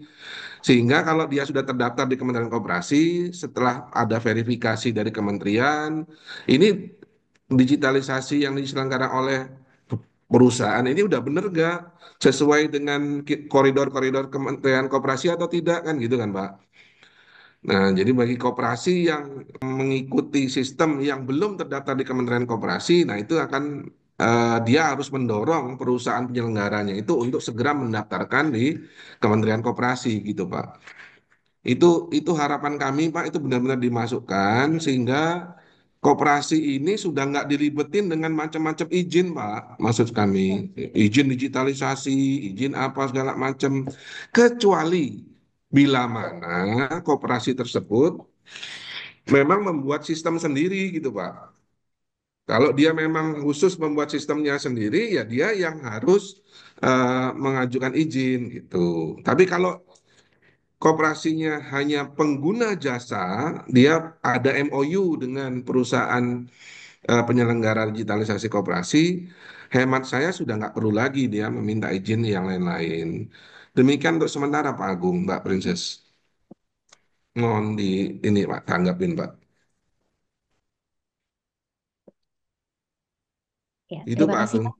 Mm-mm. Ya, Pak Agung silakan Pak. Ya, baik Pak. Baik Pak. Jadi kalau Bapak cermati, jadi artinya Bapak, kalau nanti Bapak Ibu cermati, jadi artinya begini. Kalau ini rumusan bisa dimasukkan, maka izin usaha simpan pinjam adalah melekat yang ini. Kalau yang kemudian berkaitan dengan koperasi secara keseluruhan, ya berarti pengaturannya adalah ada di tempat yang lain. Itu berkaitan dengan penggunaan digitalnya. Kalau penggunaan digital di sektor real itu tidak akan jadi isu sebenarnya, Pak. Sepanjang tidak adalah berkaitan dengan nyentuh sektor keuangan. Jadi yang banyak diatur itu kan karena sektor keuangan, Bapak Ibu. Jadi gini, kalau itu adalah berkaitan dengan usaha jasa keuangan, itu ranahnya OJK. Begitu itu adalah berkaitan dengan sistem pembayaran, itu ranahnya Bank Indonesia. Nah, ini sistem pembayaran di Bank Indonesia. Nah, problemnya, nah ini yang kemudian kita ingin tarik dalam bentuk undang-undang, ini adalah, oh ini sudah jadi satu ya, melekat di dalam izin usaha simpan pinjam. Nah, nah tinggal kemudian bagaimanakah kebijakan di internalnya pemerintah. Tapi bahwa ini adalah sudah yang kita mau bayangkan adalah kalau orang punya izin usaha simpan pinjam, sudah bisalah menggunakan teknologinya apa dan seterusnya, tinggal teknologinya itu teknologi yang tersertifikasi, yang diakui bahwa itu sudah tidak apa tidak merugikan kepentingannya anggota. Karena yang paling rawan itu kan anggota, Pak. Iya, Karena betul ini kan Pak. antara penyedia teknologi dan koperasi sebagai lembaga penyelenggara. Lembaga penyelenggaranya itu sebenarnya koperasinya, Pak. Nah, Hmm. jadi kan ini ada pihak penyedia teknologi, ada lembaga penyelenggaranya, penggunanya itu sebenarnya anggota. Nah, yang harus Ya, dilindungi itu adalah kepentingannya si anggota dan kepentingannya si koperasi sebagai penyelenggara. Karena jangan sampai kalau ini terus isiannya catatannya ngaco, nggak jelas, nggak secure datanya, kan jadi problem Pak. Maka ya, salah satunya bahwa dia harus ISO 27000 misalnya. Bahwa ini keamanan data, gitu loh Pak. Nah, hal-hal yang begini kan harus diatur. Nah, pengaturannya itu nanti berkaitan di dalam itu digitalisasi. Tapi yang ini adalah karena kita berbicara simpan pinjamnya itu supaya udahlah izinnya kalau sudah punya izin usaha simpan pinjam sudah langsung melekat ada izin-izinnya yang lain. Gitu loh Bapak Ibu. Itu yang ya, mau kami setuju Pak. gampangkan. Mm-mm. Termasuk kita sudah mencoba yang hijau-hijau ini sudah kita masukkan juga ke BPS supaya itu menjadi KBLI tahun 2025. Seandainya itu benar nanti BPS yang mengeluarkan KBLI tahun 2025, misalnya begitu, Bapak Ibu tinggal datang ke PTSP, minta diprintkan baru. Karena bunyinya udah jadi beda-beda Pak. Mungkin sudah termasuk penggunaan teknologi, penggunaan apa. Jadi Bapak sudah nggak perlu pakai izin yang lain-lain. Sementara itu yang kami harapkan. Hanya Ya, kan kembali lagi bagaimana kebijakannya pemerintah dan dewan nanti dalam perumusan ini seperti apa. Itu yang tadi kami diskusikan yang di ya. sebelumnya gitu Pak Ya, Kusuma. Pak Agung, izin Pak, saya tambahkan satu lagi. Oke Kekhawatiran Pak. kami adalah ini kalau itu tidak diatur dengan baik, di aparat ini kan mencari-cari koperasi, mana nih koperasi yang udah digital. Nanti ditelusuri lebih lanjut lagi, loh mana ini Bapak izinnya untuk penyelenggaraan PPOB, mana izin untuk melakukan pemindahan dana dan segala macam. Ya, Padahal koperasi itu di dalam pendiriannya sudah menyatakan diri sebagai koperasi yang menyelenggarakan digitalisasi koperasi bahkan saat pendirian gitu loh Pak. Nah, ini iya, kan iya Pak. apa namanya jangan sampai menjadi celah gitu Pak. Itu yang kami harapkan karena beberapa kan terakhir ini ada kejadian di Jawa Tengah itu yang kami lihat, yang saya tahu koperasinya itu menggunakan sistem disalahgunakan Pak. Sama mereka ini salah nggak ada izinnya gitu loh Pak. Iya, Nah, itu menurut hemat saya mohon dengan sangat hal-hal begini dapat dicermati sehingga koperasi ini nggak apa ya nggak jadi bulan-bulanan aparat gitu loh Pak. setuju Pak. Hmm, Itu Gitu yang Pak. sudah kami sampaikan kemarin ke teman-teman di Badan Legislatif adalah supaya ini dimasukkan itu bagian dari memberikan perlindungan kepada koperasi. Itu Bapak. Ya, Siap. Terima kasih Pak Agung. ya, baik. Terima kasih Mbak Princess.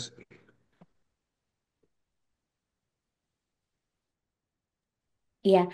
Kemudian di chat Pak David juga menambahkan jika memang pengaturannya ini akan dikaitkan ke penyelenggara digitalisasi koperasi, itu sebenarnya seharusnya sebaiknya harus ada persyaratan untuk penyedia digitalisasi tersebut, mereka harusnya sudah punya ISO 27001 dan 27002 agar keamanan data itu lebih terjamin.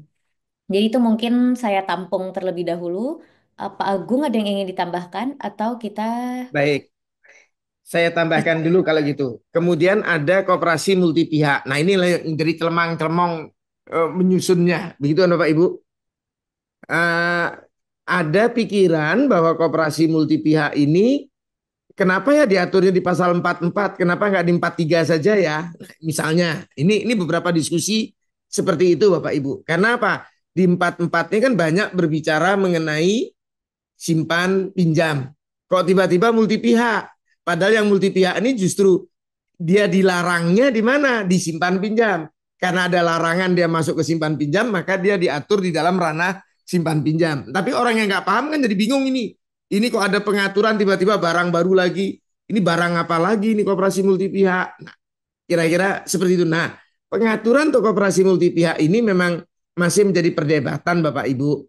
Kalau Bapak Ibu yang mendukung pelaksanaan keberadaan dari koperasi multi pihak, mungkin dapat menyampaikan ke Badan Legislatif bahwa ini adalah penting atau memberikan dukungan kepada pemerintah supaya nanti di dalam DIM-nya daftar inventarisasi masalah yang harus disusun oleh pemerintah itu tetap ada pengaturan misalnya mengenai koperasi multi pihak. Itu Bapak Ibu.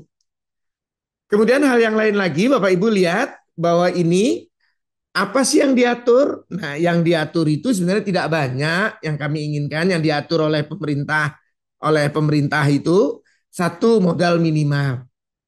Yang kedua batas maksimal pemberian pinjaman. Batas minimal proporsi simpanan yang wajib disalurkan sebagai pinjaman kepada anggota atau sering disebut sebagai loan deposit ratio ya. Kemudian batas maksimal penempatan dana pada perbankan dan lembaga keuangan, unit usaha koperasi lain atau pihak ketiga dan atau proyek investasi. Jadi artinya bagaimanakah penempatan dana kalau koperasi punya kelebihan dana, bagaimana dia menempatkannya. Kemudian pelaksanaan kesehatan usaha simpan pinjam dan prinsip kehati-hatian berdasarkan skala usaha. Kemudian persyaratan kemampuan dan kepatutan pengurus dan pengelola usaha simpan pinjam koperasi. Jadi mudahnya hanya ini item-item yang diatur di dalam apa? Diatur di dalam RUU ini. Selanjutnya itu pasti didelegasikan ke dalam peraturan pemerintah, ya. Kemudian kalau Bapak Ibu ada KSP atau KSPPS itu harus ditambahkan itu koperasi. Jadi ada KSP, KSPPS itu di depan nama badan hukum koperasinya. Misalnya KSP eh, sumber makmur rezeki gitu misalnya ya. Misalnya Bapak Ibu. Kemudian KSP, KSPPS yang melanggar ketentuan nama di atas dikenakan sanksi administratif. Hal yang lain lagi Bapak Ibu, kalau Bapak Ibu cermati, apa sih yang dilarang? Ini menghimpun dana selain dari anggota koperasi yang bersangkutan. Menghimpun dana dari selain dari koperasi lain. Menerima dan melaksanakan dana kemitraan. Dan D, menyalurkan pinjaman atau pembiayaan selain kepada anggota koperasi bersangkutan dan atau koperasi lain. Kemarin kami waktu pertemuan dengan rekan-rekan ada FGD, kita mengusulkan menerima dan melaksanakan dana kemitraan bagaimana kalau dibuang saja. Tapi tampaknya ada pihak-pihak yang masih merasakan bahwa ini perlu diatur. Ya, nanti kita diskusikan. Itu loh Bapak Ibu. Tergantung Bapak Ibu mengusulkannya gimana. Boleh nggak koperasi itu menerima dana kemitraan? Atau sekarang namanya modal penyertaan. Ya, kalau sekarang namanya modal penyertaan. Modal penyertaan itu kedepannya adalah untuk sektor real. Tapi kalau untuk simpan pinjam ya sebaiknya dia sumber dananya ya dari, kalau nggak dari ekuitas, ya dari kegiatan simpanannya, ya simpanan dalam bentuk tabungan, pinjam simpanan berjangka dan sejenisnya. Kira-kira seperti itu Bapak Ibu. Kemudian ini dapat melaksanakan kegiatan usaha di sektor keuangan yang mendukung pengembangan ekosistem keuangan koperasi seperti penjaminan, APEK koperasi, perlindungan, pertanggungan. Nah, ini kan sebenarnya sudah nabrak Undang-Undang P2SK karena menggunakan kata-kata penjaminan, perlindungan, pertanggungan. Ini kan koridor-koridornya di koridor-koridor jasa keuangan Bapak Ibu. Nah, ini boleh nggak kalau ini bagian dari ekosistem keuangan koperasi. Jadi boleh dong suatu saat koperasi bikin koperasi penjaminan itu biar izinnya di sini aja, nggak usah di OJK. Apakah begitu? Atau bahwa ini kalau ini dalam bentuk fungsi, bahwa itu bisa dilakukan loh oleh koperasinya, gitu loh Bapak Ibu. Nah, hal-hal ini yang kemudian perlu kita lihat. Kemudian memberikan jasa konsultasi keuangan dan pengembangan bisnis kepada anggota dan koperasi lain. Karena kembali lagi, karena KSP, KSPPS kalau melihat rumusannya benar-benar hanya dibatasi, gitu loh Bapak Ibu. Hanya benar-benar dibatasi oleh itu Bapak Ibu. Hanya dibatasi oleh maaf, saya kok kehilangan konteks ya. Nah, jadi ini Bapak Ibu kalau kita lihat inilah kemudian kita perlu menambahkan gitu Bapak Ibu. Kemudian ini ada memberikan jasa cuma dibatasi pada kegiatan simpan pinjam. Nah, bagaimana padahal koperasi itu punya anggota, punya macam-macam, dia harus memberikan konsultasi, memberikan pendampingan. Itu bisa nanti oleh pihak yang lain Anda tidak berizin. Nah, izinnya kan masih simpan pinjam, bukan bagian dari mengembangkan usahanya sih gitu. Dalam beberapa kasus bisa saja koperasi simpan pinjam itu mengambil alih usaha anggotanya, misalnya gitu Bapak Ibu yang pinjamannya bermasalah. Nah, ini kan supaya tidak timbul problem. Nah, ini bagian dari hal-hal seperti itu. Kemudian ini yang tadi mengingatkan lagi yang nomor 3-nya itu tambahan. Memberikan layanan pemindahan dana antara anggota dan antar koperasi dan layanan penunjang lainnya dan seterusnya. Itu Bapak Ibu ini usulan untuk ditambahkan. Ini memancing lagi Bapak Ibu, silakan Bapak Ibu kalau memang punya hal-hal yang mau ditambahkan silakan. Kemudian dapat memberikan layanan teknologi digital sesuai peraturan perundang-undangan. Nah, saya termasuk orang yang beraliran tidak menyukai menggunakan rumusan seperti ini Bapak Ibu. Dapat memberikan layanan teknologi digital sesuai peraturan perundang-undangan. Kalau seperti itu artinya apa? Nah, nanti kalau undang-undangnya adalah yang sudah berlaku, undang-undang ITE waktu minta izinnya ke Kominfo, maka koperasi tetap harus minta izin ke Komdigi, gitu kan Bapak Ibu?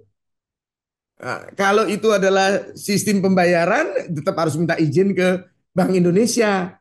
Nah, apa enggak ini kita straightkan saja? Ini Bapak Ibu kalau mau mau melakukan penyesuaian-penyesuaian, nah kata-kata sesuai peraturan perundang-undangan, silahkan Bapak Ibu usulkan mau diganti dengan apa. Itu misalnya Bapak Ibu, supaya lebih melindungi, lebih menggambarkan aspirasi dari gerakan koperasi itu sebenarnya seperti apa, kebutuhannya. Ya, kalau saya artinya tidak boleh namanya banyak mengusulkan Bapak Ibu, ya, karena ini kan idenya bahwa saya adalah bagian dari timnya pemerintah. Nah, tapi Bapak Ibu kan bebas merdeka, gitu loh Pak Ibu. Tugasnya tugasnya kami ya Pak menampung, Agung ya, menyerap kami aspirasinya memberikan Bapak Ibu. izin Kemudian Pak dapat Agung. menempatkan kelebihan dana dalam bentuk kalau yang ada ini, yang ada di RUU, penempatan dana di KSP lain, penempatan dana di lembaga keuangan bank, melakukan pembelian surat berharga negara atau sukuk negara dibatasi itu. Waktu pembahasan dengan rekan-rekan dari Balek, kita menambahkan, sudah tambahkanlah instrumen lainnya. Gitu loh. Jadi ada ruang gerak bagi koperasi untuk bisa berinvestasi di tempat yang lain, cuma diatur batasan-batasannya kayak apa. Toh batasan-batasannya juga sudah diatur di sini, ya, di 44F, 44G ini, gitu kira-kira Bapak Ibu, ya. Nah, hal yang lain lagi, kalau Bapak Ibu lihat cermati lagi, nah tadi untuk KSP dan KSPPS. Bagaimana kalau USP dan USPPS? USP dan USPPS dapat dilaksanakan oleh koperasi sektorial. Jadi koperasi sektorial boleh punya unit simpan pinjam sepanjang dikelola secara otonom. USP atau USPPS memiliki karakteristik melayani anggota koperasi bersangkutan dan koperasi lain, dikelola sebagai unit usaha terpisah dan merupakan usaha pelengkap koperasi dan bukan usaha utama koperasi. Artinya apa Bapak Ibu? Kalau kegiatan unit simpan pinjamnya menjadi lebih besar daripada kegiatan yang lainnya, maka unit simpan pinjamnya harus di spin off menjadi KSP. Tapi sepanjang dia masih lebih kecil dibandingkan dengan yang dianggap dalam ukurannya itu masih lebih kecil dibandingkan dengan bisnis yang lainnya, bahwa dia adalah usaha pelengkap. Kemudian USP, USPPS dilarang membuka kantor cabang, cabang pembantu, dan kantor kas. Namanya unit pelengkap, unit namanya adalah unit pelengkap, usaha pelengkap. Masa usaha pelengkap jadi punya cabang di mana-mana, nanti jadi terlalu ribet. Nah, kira-kira begitu membedakannya. Jadi kalau Bapak Ibu sekarang koperasi unit simpan pinjam Bapak Ibu udah beroperasi, punya cabang sekian puluh, mungkin unit simpan pinjamnya nantinya dengan ini berlaku, mungkin nanti ada masa peraliannya berapa tahunkah, apakah 5 tahun atau berapa, harus dikonversi menjadi KSP atau KSPPS. Itu Bapak Ibu. Kemudian menghimpun dana kemitraan tadi, kalau itu tidak dicabut yang tadi di atasnya memang dilarang. Menghimpun simpanan selain dari anggota koperasi yang bersangkutan, menghimpun simpanan selain dari koperasi lain, dan menyalurkan pinjaman atau pembiayaan selain kepada anggota koperasi yang bersangkutan dan atau koperasi lain. Nah, bagi yang melanggar, ini dikenakan peringatan tertulis, denda, pembatasan kegiatan usaha, pembekuan, pencabutan, dan seterusnya. Gitu Bapak Ibu. Plus nanti sebenarnya untuk beberapa hal ada ketentuan pidananya. Kemudian USP dan USPPS yang memenuhi kriteria tertentu wajib melakukan perubahan menjadi KSP atau KSPPS. Kayak tadi dia punya cabang banyak, punya cabang, atau dia memang jadi kegiatan utama dari koperasi, maka dia kalau gitu dia berubah menjadi KSP dan KSPPS dipisah. Spin off istilah populernya. Kriteria tertentu meliputi nilai modal ataukah aset. Kemudian ketentuan mengenai nilai modal dan nilai aset diatur dalam peraturan pemerintah. Bisa nanti peraturan pemerintahnya mendelegasikan lagi dalam permen, boleh aja kalau itu mau dijaga fleksibilitasnya. Kemudian pengawasan usaha simpan pinjam koperasi dilakukan oleh lembaga pengawas simpan pinjam, suatu lembaga pemerintah pusat non struktural di bawah presiden. Itu Bapak Ibu, ya. Lembaga pengawas simpan pinjam koperasi mempunyai wewenang, satu, menetapkan peraturan usaha simpan pinjam sebagai pelaksanaan undang-undang ini. Menyelenggarakan perizinan usaha simpan pinjam. melakukan pengawasan, pemeriksaan, perlindungan anggota dan koperasi lain dan tindakan lain terhadap usaha simpan pinjam koperasi, pelaku dan atau penunjang kegiatan usaha simpan pinjam koperasi sebagaimana dimaksud dalam peraturan perundang-undangan. Menjatuhkan sanksi administratif atas tindak pidana ketentuan usaha simpan pinjam koperasi. Menetapkan peraturan mengenai tata cara penetapan dan penunjukan pengelola statuter pada koperasi simpan pinjam yang berada dalam kondisi tertentu. Jadi kalau koperasi bermasalah Bapak Ibu, nah, kelihatannya ini akan agak menyulitkan, maka lembaga ini boleh menunjuk pengelola statuter.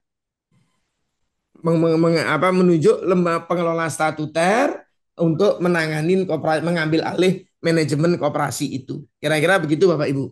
Nah, kemudian menetapkan dan mengelola pungutan dari usaha simpan pinjam koperasi.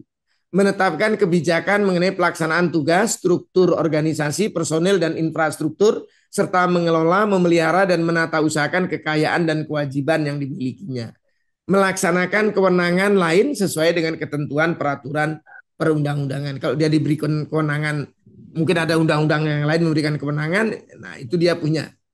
Jadi kemudian anggaran lembaga yang menyelenggarakan perizinan, pengaturan, pengawasan usaha simpan pinjam bersumber dari anggaran pendapatan dan belanja negara dan atau pungutan dari koperasi yang menjalankan usaha simpan pinjam.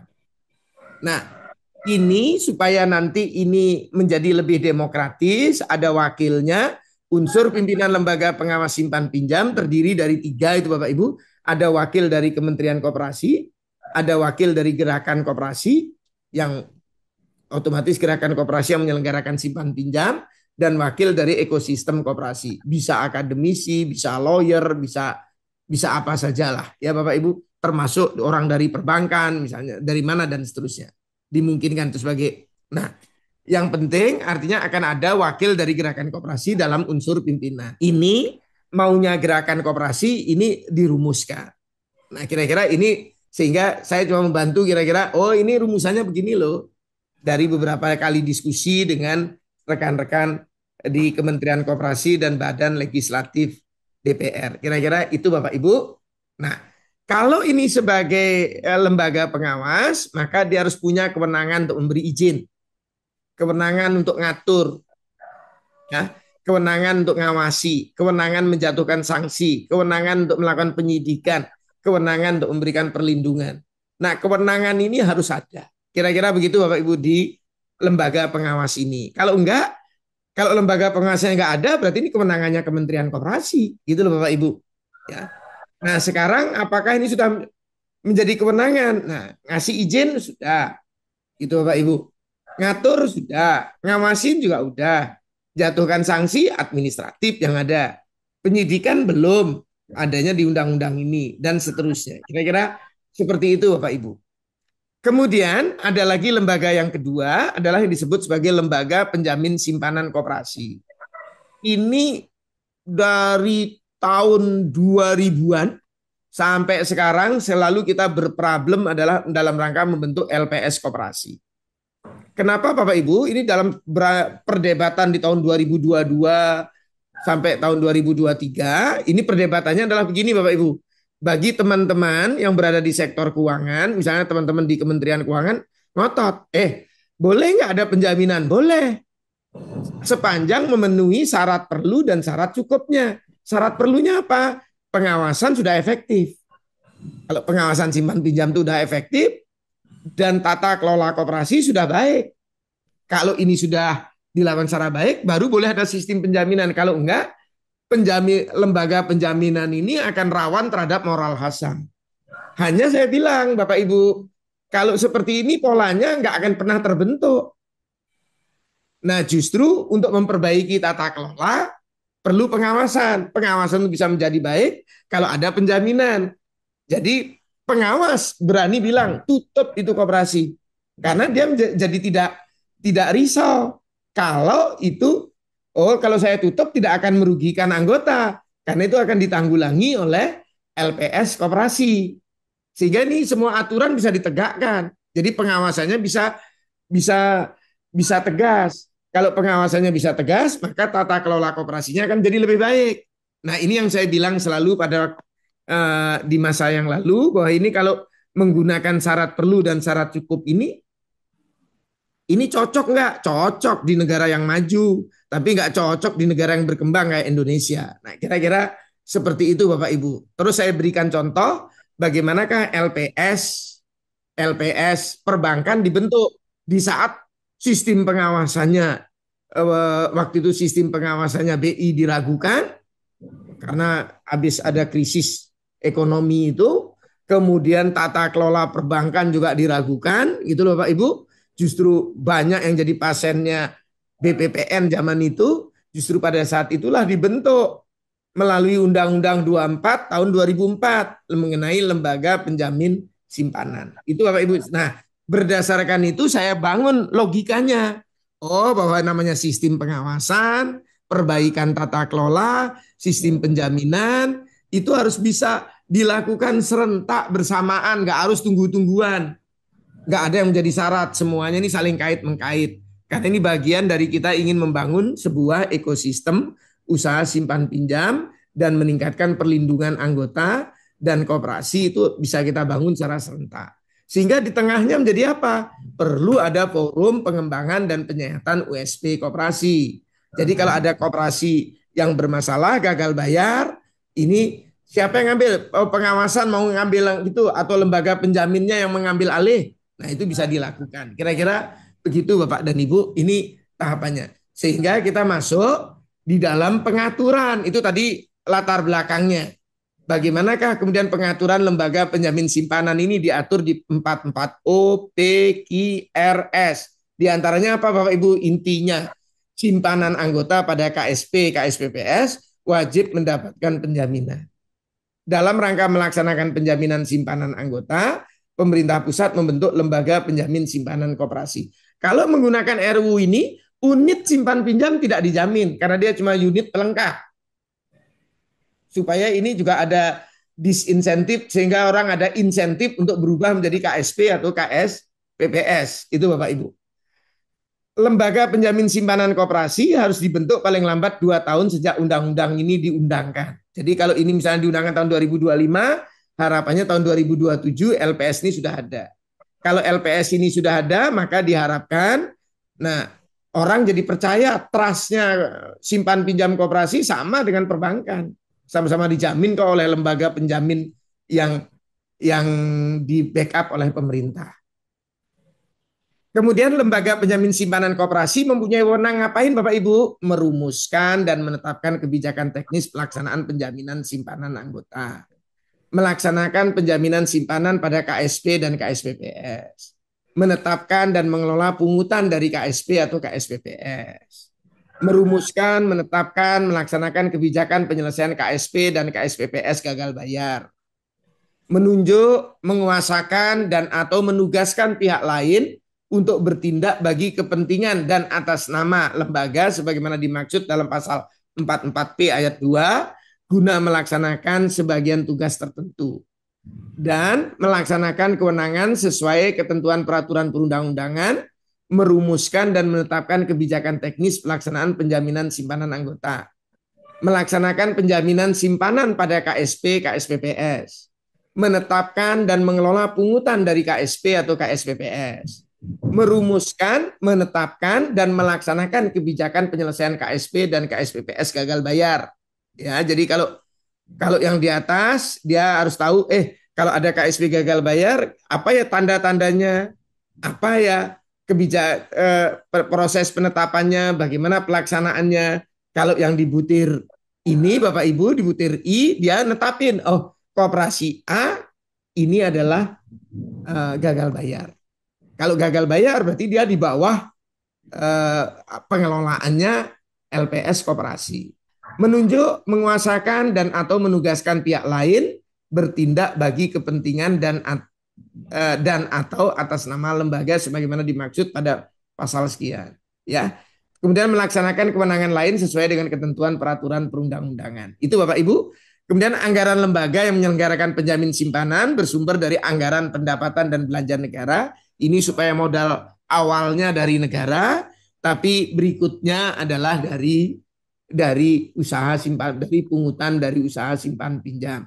Besarnya ini dirancang kira-kira Bapak Ibu itu adalah sebesar kira-kira kalau yang cukup sehat mungkin sama dengan yang di perbankan kira-kira 0,2%, 0,2%. Kalau yang di apa? Kalau dia sehat bisa di bawahnya misalnya 1,5. Jadi jauh lebih murah daripada yang LPS, LPS-nya perbankan. Karena apa? Karena ini untuk wong cilik, itu argumen yang mau dibangun. Mudah-mudahan persetujuannya mengarah ke sana.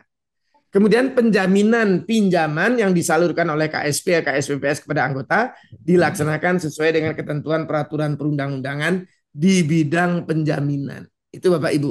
Nah, kemudian struktur organisasinya kira-kira kalau Bapak Ibu lihat nanti ini akan ada bisa namanya ketua, bisa namanya direktur, terserah lah Bapak Ibu. Kemudian ada direktur operasionalnya, ada direktur bisnisnya. Itu kira-kira ini settingannya akan seperti itu. Ini strukturnya, ini cuma baru usulan, nanti kita lihat Bapak Ibu ya. Ini struktur organisasinya nanti bisa kita lihat. Kemudian selanjutnya kalau Bapak Ibu lihat lagi, ini komite penyehatan. Ya, kalau komite penyehatan itu seperti apa Bapak Ibu? Ini yang kemudian yang perlu diatur.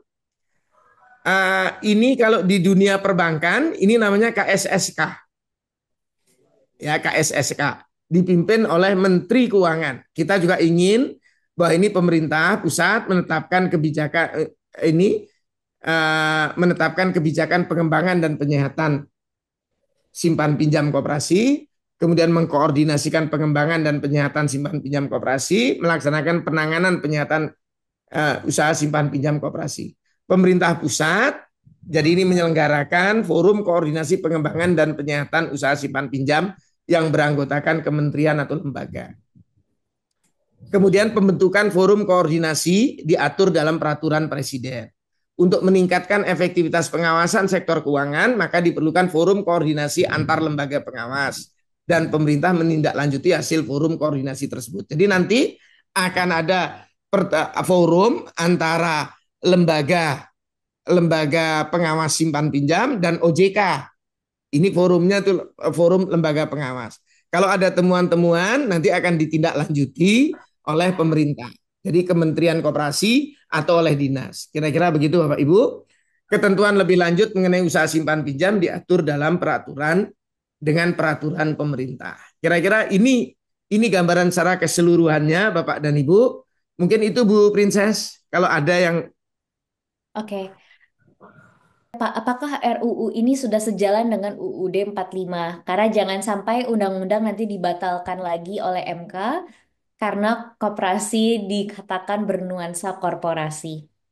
Bagaimana dengan adanya KSJK? Apakah ini menunjukkan bahwa sebagai korporasi? Jadi sebenarnya KSJK balik lagi ini kan diatur dalam OJK, hanya saja karena posisi UU P2SK yang menyisipkan tadi, jadi makanya masuk ke dalam pasal 44, walaupun sebenarnya jadi aneh juga sih menurut saya. Tapi Pak Agung silakan Pak, jika ada yang ingin ditanggapan.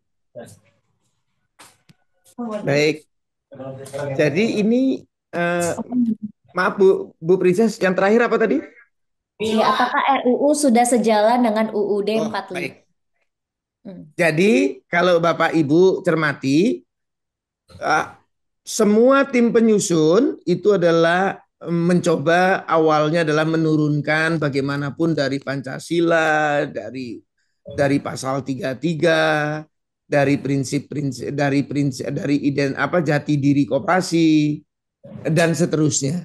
Jadi seharusnya ini adalah nuansa liberalnya, nuansa kapitalisnya itu dicoba ditekan semaksimal mungkin gitu loh Bapak Ibu. Meskipun setiap kita florkan dengan gerakan koperasi selalu ada dari gerakan koperasi menginginkan justru menjadi lebih ada kebebasan. Jadi malah menjadi cenderung lebih liberal, cenderung menjadi lebih unsur kapital itu menjadi agak mulai ada warnanya. Tapi kalau dilihat dari desain awalnya sebenarnya cenderung adalah ini sudah dibuat semaksimal mungkin selaras dengan Undang-Undang Pasal 33 Undang-Undang Dasar tahun 1945. Itu Bu Princess. Mohon maaf Pak, terakhir adalah bagi Bapak Ibu koperasi yang ingin menyampaikan masukan, apa media terbaiknya? Melalui email, bersurat, jika iya harus kemana? Apakah lebih baik ke Balek atau ke kementerian? Yang mana Pak? Opsi paling Nah, baiknya. yang paling bagus saat ini adalah ke Badan Legislatif. Karena ini hak inisiatif DPR. Jadi idealnya Bapak Ibu bisa menyalurkan dengan menggunakan dua jalur. Satunya Bapak Ibu salurkan kepada Badan Legislatif. Nanti sampaikan aja ke Sekretariat Badan Legislatif. Nanti mungkin di pertemuan berikutnya kalau sudah ditentukan panjanya, nanti mungkin bisa kami share siapa dan seterusnya. Itu Bapak Ibu. Kemudian kenapa kok saya menyarankan ke Badan Legislatif? Karena kalau itu masuk dalam rumusan menjadi lebih gampang pembahasan untuk menjadi goalnya itu lebih besar.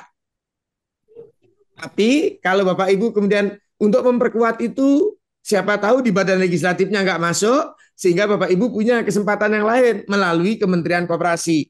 Kementerian Koperasi nanti sebagai penanggapnya. Penanggapnya itu berarti kan dari pemerintah melalui Kementerian Koperasi. Kalau Kementerian Koperasi melalui Deputi Kelembagaan dan Digitalisasi, yaitu Pak Hendra Saragi.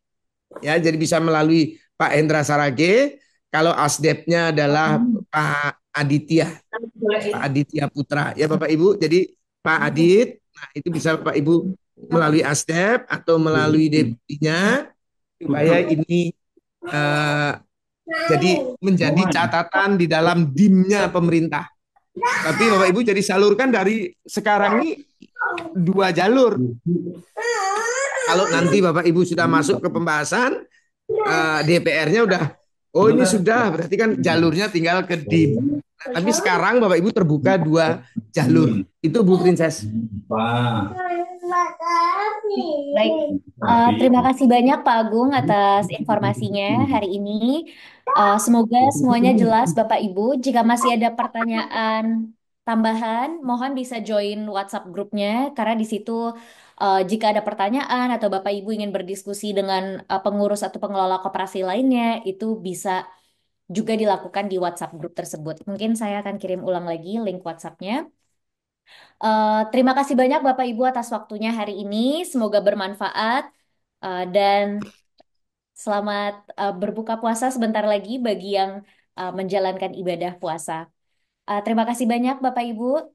Kami akan mohon undur diri. Assalamualaikum warahmatullahi wabarakatuh. Salam sejahtera semuanya.